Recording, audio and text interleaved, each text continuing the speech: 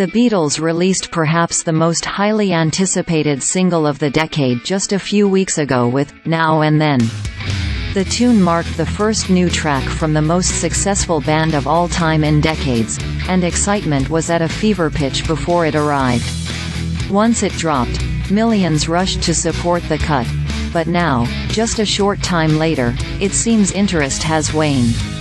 This week, the Beatles' Now and Then Freefalls on the Hot 100. Last time around, it debuted at number 7, giving the band another important top 10 hit on the ranking of the most consumed songs in the US. That starting point was celebrated, as it helped the group make history in a number of ways. Now, just days later, the single is not holding on very well. Now and Then falls from number 7 to number 76 in its second week on the Hot 100. That's a decline of 69 spaces from one frame to another. If the latest from the Beatles experiences the same kind of slip next period, it will fall off the list entirely, likely for good.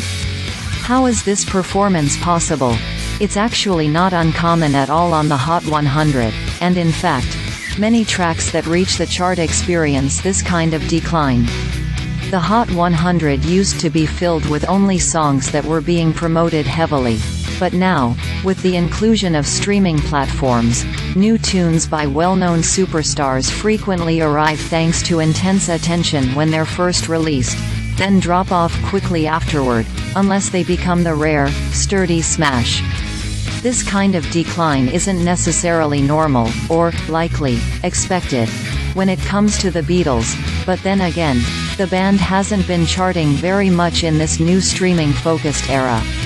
Most of their big hits spent many weeks on the Hot 100 before slipping off, but that was decades ago, and it's not necessarily how things work these days for a large number of charting titles.